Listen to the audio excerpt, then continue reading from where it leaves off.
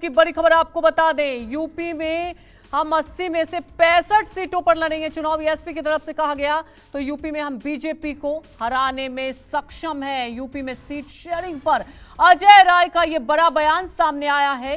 विधानसभा चुनाव के बाद होगी सीटों पर चर्चा। तो देखिए, एक बयान आपको सुना रहे थे नीतीश कुमार का, और अब यूपी की बात की जाए तो वहां पर एसपी और कांग्रेस पार्टी में खींचतान, सीट शेयरिंग को लेकर निशाना साधा गया है।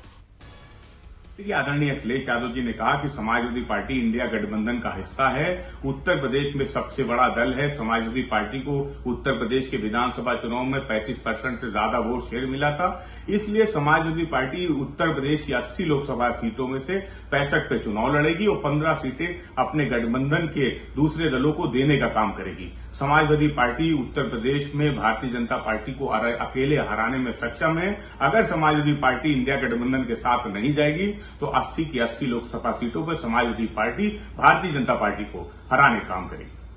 मैं समझता हूं कि उनके बोलने से और सारी बातें करने से उस पर मुझे लगता है कि उस पर कोई असर इसलिए नहीं होगा क्योंकि अभी तक तो सारे लोग व्यस्त हैं, कोई बात ही नहीं किसी से हो पा रही है, तो सारी चीज़ें उस पर तय करेंगे फिर बैठ। कुछ नया समीकरण भी बन सकता है।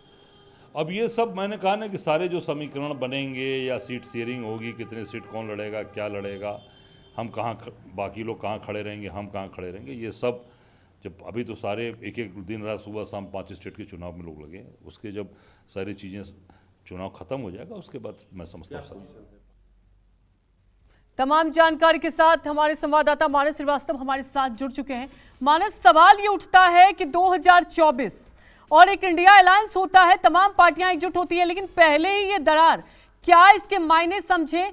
वाकई देखिए, अगर उत्तर प्रदेश की बात की जाए, कई बार ये खींचतान देखने को मिली। अब अजय राय का बड़ा बयान सामने आता है।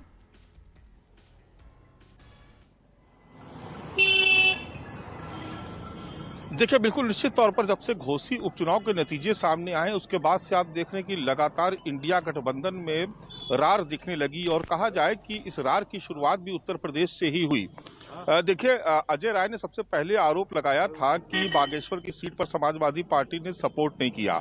उस वक्त ये माना गया था कि ये प्रेशर पॉलिटिक्स का नतीजा है, लेकिन आप देख रहे हैं कि जिस तरीके से लगातार एक दूसरे के खिलाफ बयानबाजी बहुत निचले स्तर तक आ गई है, चिरकुट नेता जैसे शब्द इस्तेमाल किए जाने लगे, उसके बाद से ये तय हो गया था कि उत्तर प्रदेश में कम से कम इंडिया गठबंधन कोई आकार लेने नहीं जा रहा है।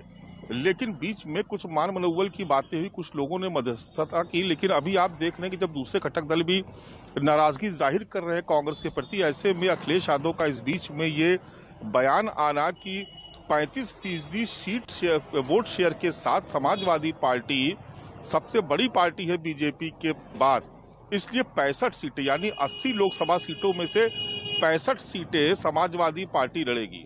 अब 30 सीटें मांग रही थी कांग्रेस पार्टी, तो इस लिहाज से तो ये गठबंधन संभव नजर नहीं आता है ये। लेकिन अखिलेश यादव ने अपना स्टैंड क्लियर कर दिया, क्योंकि दूसरे राज्यों में जो उनको उम्मीद थी कांग्रेस पार्टी से, वो उम्मीद पूरी नहीं हो पाई। ऐसे में जो उनके रणनीतिकार जो साथ में बैठे थे, बैठक लगातार चल रही थी, उसमें तय किया गया कि 65 सीटों से कम समझौते की कोई गुंजाइश नहीं है।